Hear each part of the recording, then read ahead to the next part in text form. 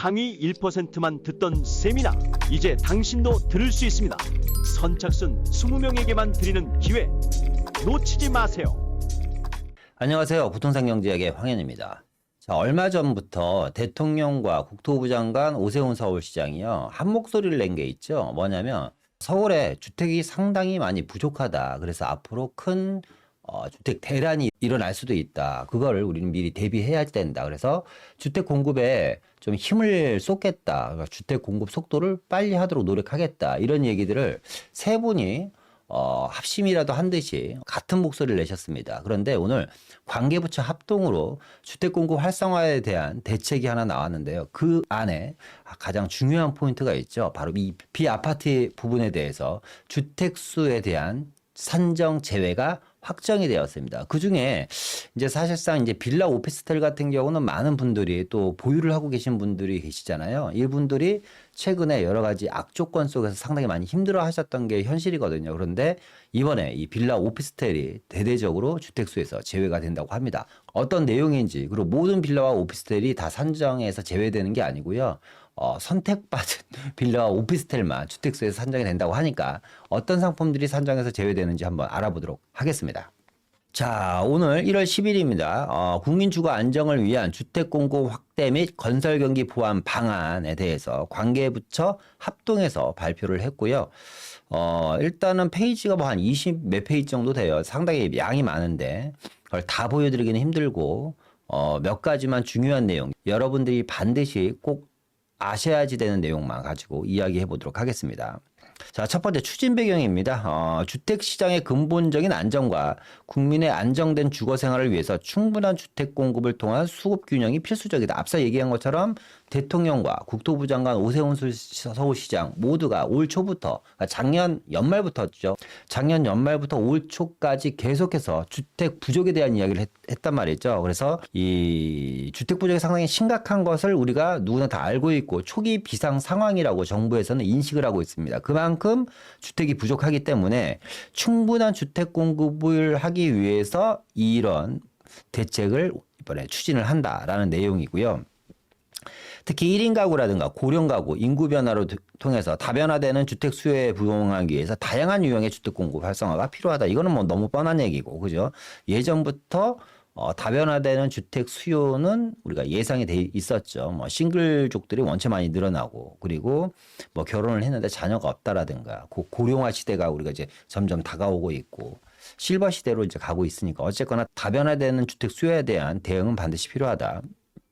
근데 이제 문제는 이겁니다. 작년부터 이제 금리가 올라가면서 여러 가지 PF 사태가 터지면서 주택 공급의 선행 지표인 인허가 착공이 위축되고 연립다세대 등은 크게 감소됐다. 그죠? 공급 위축이 장기화될 경우 건설 산업, 지역 경제 등의 영향이 크다. 우리나라 전체 GDP에 여러분 부동산 쪽에서 차지하는, 부동산 건설 쪽에서 차지하는 양이 우리나라 전체 GDP에서 30에서 40%를 차지합니다. 어마어마한 거예요. 그러니까 집을 많이 지어서 안 팔리면 것도 문제지만 공급을 너무 안 하면 건설 경기 위축이 되면 결국 수백 종에 달하는 관련 업종들이 장기적인 휴업에 들어가는 겁니다. 그죠? 이제 그렇게 된다면 앞서 얘기한 것처럼 우리나라 GDP 전체의 30-40% 차지하는 게 부동산 건설 관련 종목인데 이 친구들이 장기 휴업에 들어간다는 것은 우리나라 전체 GDP의 30-40%는 매몰될 수밖에 없다. 상당히, 그러니까 이거는 주택 시장뿐만 아니라 우리나라 경기 전체에도 상당히 악영향을 미칠 수밖에 없기 때문에 상당히 급하게 좀 추진하는 것 같습니다. 앞서 얘기한 것처럼 연립다세대에 대한 물량 자체도 상당히 크게 감소하고 있다. 그러니까 아파트뿐만 아니라 연립다세대도. 그러니까 연립다세대는 뭐예요? 중저가 시장이고 서민주택 시장인데 이 사람들이 많이 힘들 거다라는 얘기고요. 그렇기 때문에 주택 공급을 가로막는 규제를 혁파하겠다. 혁파는 뭐예요? 정말 파격적인 단어죠. 없애버리겠다. 규제를 다 사라지게 해버리겠다라는 내용이고, 주택 공급자에 대한 부당 경감, 그러니까 뭐 예를 들어 이자라든가 세제 지원 이런 걸 이야기하는 것 같아요. 부당 경감 등을 통해서 주택 공급이 확대될 수 있는 기반을 조성할 필요가 있다. 특히나 앞서 얘기한 1, 2인 가구, 그러니까 다변화되는 주택 수요에 부응하기 위해서 다양한 주택 공급도 정상화될 필요가 있다. 여기서 다양한 주택 공급이라는 건 뭐죠? 비아파트 부분에 대한 이야기입니다. 대응 방향에 대해서 보면요. 내용이 엄청나게 많죠. 도심 공급 확대에 대해서도 재개발, 재건축 1기 신도시, 소규모 정비 및 복합사업, 다양한 주택 공급 확대에 대해서 공급 여건을 개선하고 활용도를 제고하고 전세 사기 예방 및 피해 지원에 대한 내용이 들어가 있고 신도시에 대한 이야기, 건설 경기 회복에 대한 이야기. 건설 경기 회복 같은 경우는 자원 조달이라든가 뭐 대출 지원이라든가 아니면 뭐 여러 가지 뭐 보호에 대한 이야기들이 아마 들어가 있는 것 같습니다. 이 많은 내용을 저희가 다 알 필요는 없고요. 이 중에서 우리가 꼭 알아야지 되는 내용만 갖고 몇 가지만 이야기해 보도록 하겠습니다. 자, 일단 세부 대응 방안을 보면요. 선호도 높은 주택을 도심에 공급하겠다. 말씀드렸던 것처럼 도심 주택을 어디에 공급한다? 외곽에 공급하는 게 아니라 신도시에 공급하는 게 아니라 어디? 도심에 공급하겠다라는 게 핵심입니다. 전체적인 물량, 전체적인 주택 수를 따지면요. 주택 공급이 그렇게 부족하지 않은 건 사실입니다. 사실상. 지방 같은 경우는 미분양이 많이 났으니까 어디에 부족하다? 도심권에 부족하고 특히 서울 도심권의 주택수가 절대적으로 부족하다. 그래서 수요가 많은 도심에서 뭘 통해서 정비 사업을 통해서 그러니까 도심은 정비 사업밖에 없죠. 정비 사업을 통해서 선호도 높은 신축 주택이 원활하게 공급될 수 있도록 역시 규제를 혁파하겠다. 핵심은 이거네요. 도심에 재개발 재건축을 통해서 신축을 많이 공급하겠다. 역시 이 재개발 재건축은 그래서요. 앞으로 대한민국에서 향후 10년 동안 가장 파워가 막강한 그리고 먹거리가 가장 많은 시장이 될 걸로 예상이 됩니다. 일단은 이 재개발 재건축을 활성화시키기 위해서 패스트트랙을 도입하겠다. 빨리 진행하겠다라는 거죠. 그래서 다 아시던 내용이죠. 뉴스에 여러 번 나왔던 안전진단을 없이 시키겠다. 최대 3년을 단축시킨다는데 사실 안전진단만 사라져도 3년이 뭡니까? 5년, 6년이 단축되는 효과를 볼 수가 있고 재건축 시장 같은 경우는 엄청나게 큰 호재가 될 수밖에 없겠죠. 근데 이 안전진단 같은 경우는 사실상 뭐 관계부처 합동해서 지금 발표한 내용입니다. 이 안전진단을 없애겠다라는 건데 근데 중요한 건 이건 이제 국회 동의를 얻어야지 되는 사항이기 때문에 한번 지켜봐야지 될 내용이고 사업 주체 초기화도 마찬가지입니다. 그러니까 과거에는 정비구역 지정과 조합 설립 인가를 별도로 했었는데, 그러니까 정비구역 지정과 조합 설립을 한꺼번에 추진할 수 있겠다 하게 하겠다. 그러니까 재건축 재개발의 사업 속도가 상당히 빨라지는 거죠. 재개발도 정비구역 지정과 조합 설립을 한꺼번에 진행을 하고 재건축으로 넘어가면서 안전진단은 사라진다라고 하면 정말 15년, 20년 걸려서 개발 사업이 시작되면서 입주까지 걸렸던 시간들이 반으로 줄여서 지난 7년, 8년에서 10년 안에 입주까지 가능한 재개발 재건축 사업장들이 나올 수 있을 것 같습니다. 이게 진행만 된다면 진입문턱을 낮춰서요. 정비사업 추진 요건을 완화하겠다. 이거 말은 무슨 뜻이냐면 자, 정비사업에 대한 진입문턱을 낮추겠다. 재개발 재건축에 대한 진입문턱을 낮춘다는 건 뭐냐면 웬만한 지역은 그리고 웬만한 아파트 단지는 재개발과 재건축을 할 수 있게끔 요건을 낮춰버리겠다는 겁니다. 일단 재개발입니다. 현행 30년 이상 건축물이 3분의 2 정도 되어야지 됐는데 이런 노후도 요건을 충족했는데 노후도 요건을 60%로 완화하겠다. 그런데 촉진지구 지정 시는 50%로 완화하겠다. 무슨 얘기냐면 쉽게 얘기하면 이런 것들 한 지역에 주택이 100개가 있습니다. 이 100개 중에 신축 주택이 40개가 있고 구축이 60개가 있는데 이 60개가 30년 이상이 넘은 거예요. 그리고 나머지 40개는 지은 지 1년 차 되는 신축이에요. 이렇게 된다고 하더라도 재개발이 된다는 겁니다. 특히 촉진지구 지정 시. 근데 여기는 이제 촉진지구 지정만 나와 있지만 우리가 알고 있는 지역들 중에서 소규모 정비사업, 모아주택이라든가 가로주택 같은 경우는 이미 현재 50%로 완화되어 있잖아요. 그러니까 모아주택, 가로주택, 촉진지구 같은 경우는 그 지역에 주택이 100개가 있는데 이 중에 50%가 30년 이상 된 구축이고 50% 정도 나머지 50개가 지은 지 1년 차 된 신축이라고 하더라도 구역 지정이 가능하다는 거죠. 그러니까 엄청나게 사실상 재개발 사업장들 입장에서는 센세이션한 겁니다. 자, 그런데 여기서 여러분들이 아셔야 될 게 있어요. 왜 이렇게 노후도 요건을 완화했을까요? 이렇게 정부가 이런 걸 모를까요? 만약에 이게 재개발에 대한 이슈가 있으면 신축 쪼개기들이 일반적으로 업자들에 의해서 많이 들어가잖아요. 근데 정부가 이렇게 노후도 요건을 완화시키는 이유는 저는 여러 가지 이유가 있다고 보는데 그 중에 또 가장 중요한 건 뭐냐면 사실상 선착순 20명에게만 드리는 기회 놓치지 마세요. 여러분들 재개발 지금 물건을 보유하신 분들도 계시고 아니면 이제 재개발에 투자를 관심이 있으신 분들도 계실 텐데 이거 하나는 알아두셔야지 돼요.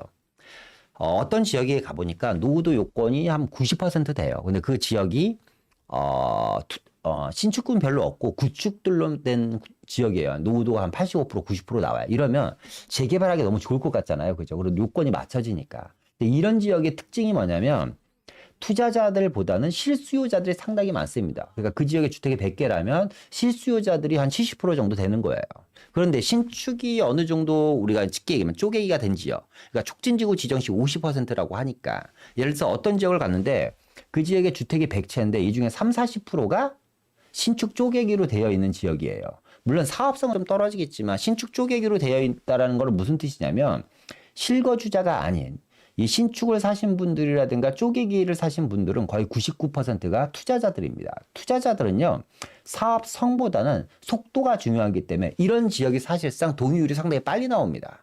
그러니까 어떻게 보면 이건 반대로 얘기하면 무슨 뜻이냐면 노후도 요건을 완화시켰다는 것은 앞으로 사업 속도를 빨리 그러니까 동의율이 상당히 빨리 나올 확률이 상당히 높다라는 것을 반대로 우리가 생각해 볼 수도 있다라는 거죠. 그리고 구역 지정 요건을 완화하겠다라는 겁니다. 현재는 노후도 등 입안 요건에 부합하지 않는 지역도 10%까지밖에 포함이 가능하지 않지만 입안 여건에 부합하지 않는 지역도 주변 지역 20%까지 포함이 가능하다. 그래서 나대지나 차고지 같은 경우가 이제 포함되지 않은 것들도 한 20%까지 포함하다 보니까 부지 면적이 넓어지고 사업성은 훨씬 더 좋아지는 효과를 가질 수 있겠죠. 그리고 공유자 같은 경우 이제 우리 재개발 지역 같은 경우는 공유자들이 있잖아요. 특히나 재건축은 별로 없는데 재개발 지역에 간혹 공유자들이 있는 지역들이 있습니다. 이런 공유자들이 전원 합의가 되지 않으면 사실상 재개발이 안 돼요. 그동안 많이 이것 때문에 딜레이된 지역들도 있는데 이제는 전원 합의가 필요 없지. 공유자의 4분의 3 정도의 토지 등 토지 소유자들이 동의만 하더라도 이 재개발을 진행시킬 수 있겠다. 그러니까 정리하면 이런 겁니다. 재개발에 대한 노후도 요건을 60%로 완화했다. 그런데 50%까지도 가능한 지역들이 많이 생겼다. 구역 지정에 대한 요건을 많이 완화했기 때문에 사업성 자체가 늘어난다. 왜? 부합하지 않는 지역도 그러니까 노후도 요건이라든가 입안 요건에 부합하지 않는 지역도 주변 지역 20%까지 포함해서 함께 재개발이 가능하다. 그리고 공유자들의 3분의 2 동의만 있으면 공유 주변에 대한 강제권이 이제 앞으로 생긴다. 이 정도로 여러분들이 좀 알아두시면 될 것 같습니다. 자, 1기 신도시입니다. 1기 신도시는 좀 간단하게 정리하고 넘어갈게요. 다 아시겠지만 1기 신도시 특별법, 노후주택 특별법이죠. 노후도시 특별법이죠. 현 정부 임기 내 첫 착공을 시작하겠다는 뜻이고 아주 포부가 대단합니다. 현 정부 임기 내 첫 착공을 하겠다라는 거고 30년 첫 입주를 목표로 안전진단 면제, 앞서 얘기했던 것처럼 용적률 상향, 금융 지원, 이주단지 조성 등 사업 전 과정을 패키지로 지원하겠다는 내용인데 사실상 저는 이거는 좀 오버하지 않았나 이번에 정부나 국토부나 관계부처 합동해서 어떻게 저는 현 정부 내 착공은 거의 불가능하지 않나. 만약에 오늘 당장 3기 신도시 특별법이 국회에서 통과가 됐다고 하더라도, 그렇죠? 이게 언제 통과될지도 모르는 내용이지만, 3기 신도시 특별법이 만약 국회가 당장 오늘 통과가 됐다고 하더라도, 지금 구역 지정과 조합 설립을 한 번에 한다고 하더라도 이거를 설득하고 사업성을 분석하고 이런 것만 사실 2, 3년 걸리거든요. 그런데 현 정부의 착공 그러면 2주까지 다 시키겠다는 건데 2, 3년 안에 이거는 현실적으로 상당히 좀 많이 오버하지 않았나라는 생각이 들고 어쨌거나 내용은 이겁니다. 1기 신도시에 대한 규제 완화와 금융 지원과 사업 시행 지원을 통해서 앞서 얘기한 이런 내용들입니다. 이런 내용들을 통해서 노후계획 도시에 대한 특별법을 통과가 된다고 하면 빨리 진행하게 해주겠다 이런 내용들입니다. 그러면 요건 같은 경우는 1기 신도시에 거주하고 계신 분들이라든가 1기 신도시를 투자를 생각하고 계신 분들 입장에서는 상당히 좀 우리가 의미가 있는 내용일 거고 또 이제 용적률을 계속해서 올려준다고 하니까 최대 500%까지 올려준다고 하니까 사실상은 사업성이 상당히 좋아지는 효과를 가질 수 있을 것 같습니다. 그런데 저는 개인적으로 1기 신도시 특별법이 만약에 발의가 돼서 이게 이제 국회에서 통과가 된다고 하더라도 전체 1기 신도시 중에 저는 재건축이 되는 단지는 한 20% 미만일 것이다. 나머지는 현실적으로 힘들지 않을까라는 생각을 갖습니다. 이 1기 신도시에 대한 내용을 제 머릿속에 있는 내용을 이야기하면 이것도 또 1시간 걸리거든요. 이 정도로만 일단 마무리해 놓도록 하겠습니다. 이런 내용들이 세미나에 오시면 제가 1기 신도시에 대한 내용들 풀어드려요. 항상 1기 신도시에 대한 관심이 많기 때문에 세미나 때마다 제가 1기 신도시가 왜 사실상 좀 힘든지에 대한 이런 것들을 여러 가지 내용을 가지고 풀어드립니다. 자, 세 번째, 소규모 정비 및 도심복합 사업입니다. 이 소규모 정비 사업으로 대표되는 게 가로주택 정비 사업과 모아주택인 거고, 도심복합 사업은 과거에 도심 재개발 사업이 이제 바뀐 거죠. 도심 복합 사업이라고 그래서 재개발과 융복합 사업을 결합해 놓은 게 도심 복합 사업입니다. 그러니까 뭐냐면 상업 지역에 고밀도로 재개발하는 겁니다. 업무 상업 시설을 융복합시킨 게 도심 복합 사업입니다. 자, 일반 정비 사업이 불가능한 지역에도, 그러니까 이건 되게 중요한 얘기죠. 일반 정비 사업이 불가능한 지역. 이제 서울시는 일반 정비 사업이 불가능한 지역이 없을 수도 있습니다. 정비 사업이 불가능한 지역에도 소규모 정비 사업과 도심 복합 사업을 추진하도록 하겠다. 상당히 공격적이에요. 제가 봤을 때. 그래서 진입 장벽을 낮추고 속도를 빠르게 해서 사업성을 개선하겠다라는 내용이고, 진입 무턱을 낮추겠다라는 것은 아까 재개발에서 인접 지역, 그러니까 구역에 포함되지 않은 아니면 구역 지정 요건에 맞지 않은 인접 지역 20%까지 추가로 확대해서 구역 지정을 할 수 있다고 그랬는데, 얘네들 같은 경우는 인접도로 건너편까지 구역 지정을 허용해서 노후도 요건을 완화하게 돼. 몇 프로로? 50%까지. 엄청난 거죠. 아까 얘기한 것처럼 소규모 정비사업, 가로주택, 모아주택은 노후도 요건이 50%밖에 안 된다고 했죠. 그죠? 그 내용입니다. 그리고 공공참여를 확대해서 자력개발이 어려운 곳 같은 경우는 공공이 참여해서 빨리빨리 진행하게 해주겠다라는 거고, 뭐 절차 간소화 시켜갖고, 그러니까 심의 같은 경우를 통합적으로, 예를 들어서 뭐 심의를 뭐 교통심의, 경관심의, 뭐 자율환경심의, 뭐 이런 것들이 심의들이 많을 거 아니에요. 이것들을 한꺼번에 통합해서 빨리빨리 진행하게 해주겠다는 얘기입니다. 조합 설립 동의율도 원래 80%였는데 75%까지 낮춰주겠다. 그래서 소규모 정비와 도심 복합 사업, 그러니까 쉽게 얘기하면 도시환경 정비 사업, 역세권 개발 사업 같은 것들이 역세권 활성화 사업 이런 것들이 도심 복합 사업에 포함이 되는 겁니다. 이런 내용, 이 친구들도 앞으로 많은 지역을 구역 지정하겠다. 참 의미 있는 단어는 이거죠. 일반 정비 사업이 불가능한 지역도 얘네들은 될 수 있게끔 조치를 취해주겠다라는 내용입니다. 자, 광역정비입니다. 이제 미니 뉴타운 지원 확대입니다. 우리 지금 이제 오세훈 서울시장 들어와서 오세훈식 뉴타운이 사실상 신속통합 민간 재개발이죠. 그렇죠. 이런 미니 뉴타운 지원을 확대하겠다. 그러니까 재정비 촉진지구의 사업은 노후도 여건을 50%로 완화. 그러니까 재정비 촉진지구가 뭐예요? 과거의 뉴타운을 재정비 촉진지구라고 합니다.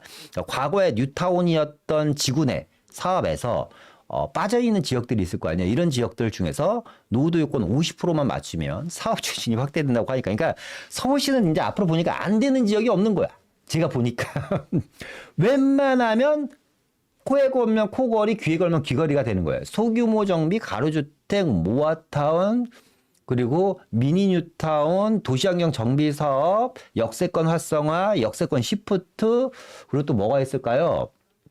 뭐 하여튼 뭐 신속통합 민간 재개발 등등 재개발 사업 종류도 많지만 그거에 따른 혜택과 인센티브, 노후도 요건 완화들이 너무 사실상 웬만한 지역은 다 재개발될 수밖에 없게끔 만들어 놓은 것 같아요. 자, 이런 내용들, 그러니까 이렇게 앞서 얘기한 것처럼 대통령도 국토부도 오세훈 서울시장도 재개발과 재건축에 진심인 이런 상황은 처음인 것 같아요. 이렇게 이 대통령, 국토부, 오세훈 서울시장, 서울시장이 이 재개발 재건축의 진심이라면 재개발 재건축이 활성화될 거고 재개발 재건축이 정말 많은 지역들이 구역 지정이 될 거고 속도도 빨라지겠죠. 자, 그러면 이런 생각 해보셨습니까, 여러분? 시장에서는 과연 이게 호재일까요, 악재일까요?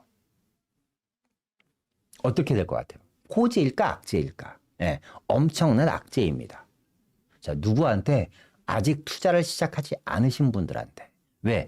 앞으로 이제 잘 보세요. 이따 얘기하겠지만 이 재개발 빌라에 대한 주택수가 산정에서 제외가 돼요. 그러니까 취득세 감면되고 보유세 감면되고 양도세가 감면이 됩니다. 주택수에서 산정이 되기 때문에. 그런데 대통령도 그렇고 국토부도 그렇고 서울시장도 재개발 재건축이 진심이야.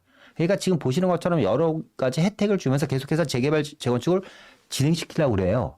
근데 지금 빌라 시장은 폭망했죠. 가격이 많이 떨어져 있단 말이에요. 하락되어 있단 말이에요. 근데 이 중에서 재개발 시장에 진입할 수 있는 빌라가 있을 거고 진입할 수 없는 빌라가 있겠죠. 그럼 진입할 수 있는 빌라들의 가치는 어떻게 될까요?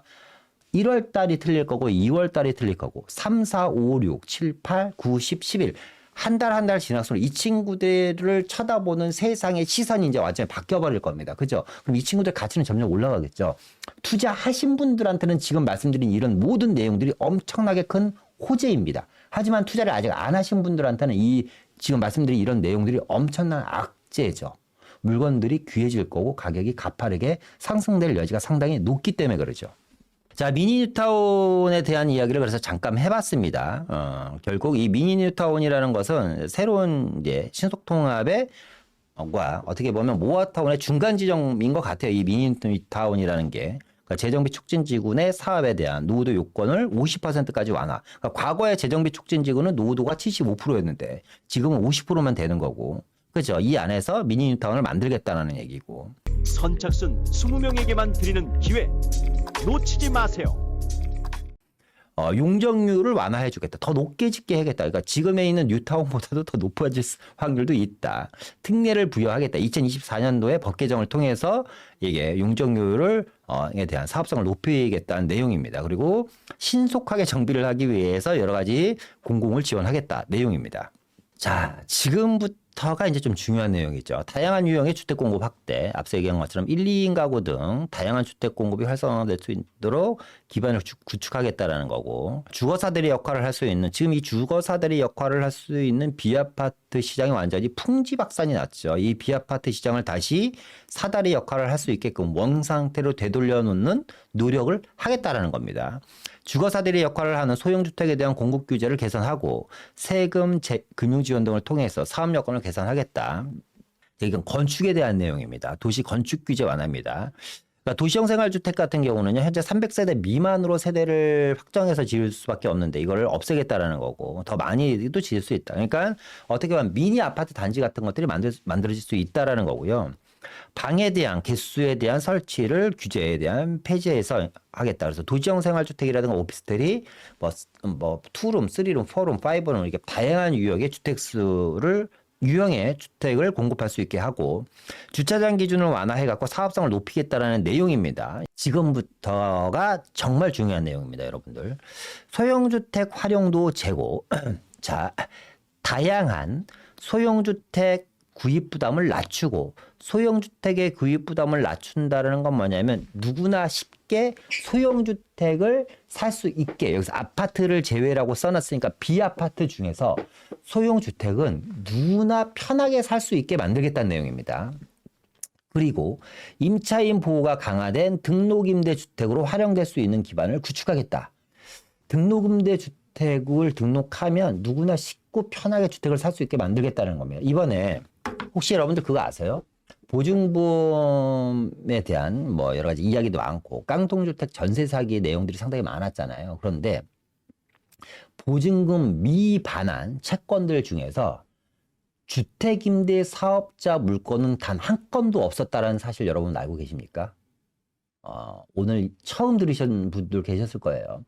최근에 보증금 미반환 사고가 상당히 많잖아요. 비아파트 시장에서. 그죠? 그런데 주택임대 사업자 물건은 단 한 건도 없었다랍니다. 대단한 거죠. 그래서 정부가 생각하기에 이거예요. 등록임대 사업자를 양성화시키면 되겠다. 그럼 이런 사건 사고가 안 터지는구나라는 거를 이번에 아마 뼈저리게 느낀 것 같아요. 그래서 일단 개인입니다. 개인. 주택임대 사업자가 아닌 개인이 이 소형주택을 샀을 때 개인도 향후 2년간 그러니까 특정하게 기간을 압축시켜놨고 특정하게 기간을 제한시켜놨죠. 향후 2년간 소형 신축주택 60제곱미터 이하 수도권 6억 이하 지방 3억 이하 아파트는 취득세, 양도세, 종부세, 산정시, 주택수혜수 제외. 제가 이걸 봤을 때 약간 소름을 끼쳤어요. 저희가 지금 세미나를 뭐 거의 한 1년째 하고 있으니까 1년 동안 세미나 들으신 분이 수백 명이나 수천 명 되겠죠. 그죠? 엄청나게 많은 분들이 계시는데 제가 저희 세미나 들으신 분들 중에서 이 방송을 들으신 분들은 저랑 똑같은 생각이 드실 거예요. 제가 뭐라 그랬냐면 비아파트 시장에 대해서 특정 기간을 정해놓을 것이다. 그러니까 예를 들어서 2023년 1월 1일부터 2023년 12월 31일까지 산 비아파트에 대해서는 취득세라든가 양도세라든가 종부세를 감면할 수 있는 정책이 나올 것이다라고 제가 얘기했거든요. 그리고 불과 저희가 화요일 날 세미나 했으니까 오늘이 목요일이죠. 목요일. 오늘이 수요일이죠. 수요일. 어저께 세미나 했네. 어저께도 제가 그 얘기했거든요. 세미나 시간에. 그런데 제가 한 얘기가 토 하나 틀리지 않고 다 나왔어요. 와, 대박. 정말 제가 소름 끼쳤거든요. 아마 저희 세미나 오신 분들은 들으셨던 내용입니다. 어쨌거나 그게 그대로 나와 있다. 향후 2년간 준공된 소형 시축주택에 대해서 60제곱미터 이하 수도권 6억 이하 주택에 대해서는 취득세, 양도세, 종부세 산정 시 주택수 제외. 여기서 중요한 건 뭐다? 2년간 소형 신축 주택, 기축은 안 된다. 신축에만 해당이 된다. 60제곱미터 이하여야지 되고 6억 이하여야지 된다. 수도권, 지방은 3억 이하여야지 된다는 얘기고요. 자, 등록임대주택은요. 등록임대사업자. 그러니까 내가 매입임대사업자, 주택임대사업자를 생각하시는 분들이면 잘 들으셔야지 됩니다. 소형 기축주택입니다. 소형 기축주택 중 향후 2년간 구입하면 등록임대하는 경우 세제 산정 시 주택수에서 제외하겠다. 역시 2024년 1월부터 등록임대는 2024년 1월부터 지금 그러니까 이번 달부터 2025년 12월까지 2년간 구입하는 60제곱미터 이하 수도권 6억 이하 주택에 대해서는 등록임대주택을 할 경우 주택수에서 제외하겠다. 그러니까 엄청난 거죠. 엄청난 겁니다. 그러니까 다가구 주택이라든가 빌라라든가 오피스텔, 주거용 오피스텔 뭐 이런 것들, 도시형 생활주택, 오피스텔 이런 것들을 이야기하는 겁니다. 그래서 개인과 등록임대주택에 틀린 것은 등록임대주택은 향후 2년간 준공된 그러니까 신축주택에 국한이 되고 개인은 기축주택에 해당이 된다. 이 내용입니다. 중요한 건 뭐냐면 이 임대사업자를 하고 싶어 하시는데 제 주변에도 아직까지 임대사업자를 하고 싶어 하시는 분들이 많아요. 이제 다주택을 갖고 계신 분들은. 그런데 이 10년이 너무 부담스럽다 이거죠. 10년이 너무 부담스럽다. 그래서 이번에 단기 등록 임대를 도입한답니다. 단기 등록. 제가 봤을 때 4년짜리나 5년짜리가 나올 것 같고 이 내용도 제가 예상을 만약에 간단하게 해본다면 이 단기 임대 등록 같은 경우는 빠르면 구정 전 늦어도 2월 달 안에 이 단기 임대 등록에 대한 공급 활성화에 대한 이야기가 나올 겁니다. 그러니까 기간이 확정돼서 나올 거다. 4년이면 4년, 5년이면 5년. 그러니까 이제 10년짜리 굳이 안 해도 된다. 4년이나 5년짜리만 하더라도 어떤 일이 벌어진다. 2년 동안 주택을 구입하신 분. 그러니까 이렇게 될 수도 있겠죠. 앞으로 2년 동안 주택을 구입한 사람들은 등록임대를 하던 개인으로 하던 세금에 대한 과세가 없다. 근데 그 이후에 산 사람들은 다 주택수에 산정이 된다. 이 얘기입니다. 다시 얘기하면 단기 등록임대 유형을 도입을 하되 임대 의무 기간 및 세제 혜택 등은 합리적인 수주로 부여를 하겠다라는 거고 여기서 좀 중요한 게 나오죠. 임대 보증 가입 시 시세를 적정하게 반영할 수 있는 주택가격 산정만 그러니까 방식을 개선하겠다. 그러니까 지금은 보증보험 그러니까 공시지가 126%잖아요. 그렇게 안 하겠다는 얘기입니다. 그러니까 무슨 얘기냐면 주택 그러니까 전세 가격이 좀 더 올라갈 수 있다. 임대보증보험 가입하더라도 예전처럼 저가의 전세를 안 놔도 된다. 엄청나게 센세이션한 겁니다. 그러니까 이런 혜택들이 다시 한번 말씀드리지만 시장에 호재죠. 호재는 호재인데 인제 막 이제 시장에 들어오시려는 분, 특히 이 빌라 시장 중에서 재개발 빌라 시장에 들어오시려는 분들한테는 마음이 급해지는 타이밍입니다. 그죠? 어쨌거나 개인이든 등록 임대를 하시는 분들한테 엄청난 혜택이 있다. 세금적인 혜택이 있고 전세 시세까지 끌어올릴 수 있도록 주택 가격 산정 방식을 개선한다고 하니까 정말 엄청나게 큰 이슈입니다. 자, 그래서 좀 이제 그래서 앞서 얘기한 것처럼 이 페이지는 상당히 많아요. 내용도 많고 이번에 발표한 게 26페이지에 대한 거고 내용도 상당히 많은데 그중에서 우리가 알아야지 되는 내용만 갖고 추려서 말씀드린 거고요. 저는 이번 정책을 보면서 이런 생각이 들었어요. 그동안 이 비아파트 보유한 국민들이 매우 힘들었다. 정말 힘들었는데 정부도 그걸 알고 있다. 그런데 정부 같은 경우는 힘든 게 아니라 매우 급하다. 뭐가 급하다? 그러니까 많은 저도 유튜브를 통해서 계속해서 이야기했고 세미나 때도 이야기했지만 지금 우리가 처한 상황도 상당히 힘든 상황인 건 맞습니다. 여러 가지도. 아파트 시장은 아파트 나름대로, 비아파트는 비아파트 시장 나름대로 상당히 힘든 건 맞는데 중요한 건 우리가 오늘만 살고 내일은 안 사는 게 아니잖아요. 그죠? 그러니까 앞으로 우리가 살아갈 날들이 상당히 많고 우리한테는 과거보다는 미래가 중요하단 말이에요. 그런데 앞으로 1년이 지나고 2년이 지나고 3년이 지나면 어떤 일이 벌어지냐? 부동산 시장에서 가장 중요한 게 수요가 공급인데 아파트는 아파트 나름대로 공급이 안 돼요. 비아파트는 비아파트 나름대로 수요자가 없으니까 공급이 안 돼. 그럼 어떤 일이 벌어질까요? 우리나라 GDP의 30~40% 차지한다 그랬죠? 이 건설 부동산 시장이. 얘는 얘네들로 박살이 나는 겁니다, 앞으로. 얘는 얘네들이 박살이 나면 경기는 더 어려워질 거고. 더 중요한 건 뭐냐면 향후에 매매 시장, 전세 시장, 월세 시장이 정말 고공행진, 정말 큰, 더 지금보다 엄청나게 그러니까 지금은 가격이 하락해서 힘들지만 가격이 정말 천정부지로 정말 치솟는 그런 상황이 앞으로 만들어질 거에 대비해서 정부는 상당히 매우 급하다라는 거를 저는 좀 느꼈습니다. 이번 정책을 보면서. 제가 딱 2달 전에 올린 영상이에요. 빌라를 갖고 계시면 2년간 절대로 매도하지 마세요. 뭐 상당히 조회수가 많이 나왔죠. 9만 거의 10만 회 정도 나온 조회수인데 26분짜리니까 안 보신 분들은 꼭 보시고 2달 전에 제가 영상을 찍었는데 이 2달 전에 영상을 찍었던 내용들이 어떻게 보면 오늘 이 정책의 고스란히 담아있는 내용이지 않을까라는 생각이 듭니다. 뭐 제가 성견지명을 했다 이런 말씀을 드리는 건 아니라 이거는 누구나 예측할 수 있는 겁니다. 제가 특별한 사람이라서 예측을 한 게 아니고요. 사실상 누구나 예측을 할 수 있는 내용입니다. 왜냐하면 한쪽 시장이 너무 무너져 가고 있잖아요. 망해 가고 있잖아. 근데 이걸 누구나 어느 정부도 가만히 지켜보지 않거든요. 그럼 이걸 다시 활성화시키는 정책이 나와야 됩니다. 근데 부동산에서 활성화 정책이라는 건 뭐예요? 딱 하나밖에 없어요. 세금 완화 정책. 그죠? 세금 완화 정책은 주택수 산정 제외라는 것밖에 없단 말이죠. 이제 그거에 대한 내용을 제가 2달 전에 올린 내용인데 그게 이 영상을 보신 분들 중에서 용기를 내셨다는 분들이 상당히 많으신데 그분들한테는 어떻게 보면 오늘 이후가 상당히 기점이 되는 날이지 않을까 하는 생각이 됩니다. 그래서 이런 말씀을 드리고 싶어요. 마지막으로. 투자는 지금의 현상, 앞서 얘기한 것처럼 지금 우리가 일어나는 여러 가지 힘든 현상이 있겠죠. 이런 현상도 중요하지만 앞으로의 방향성, 뭘 보고 지금의 모습과 과거에 일어난 모습을 보고 투자를 하는 건 아니잖아요. 주식도 미래 가치를 보고 하는 거잖아요. 부동산도 마찬가지라고 생각합니다.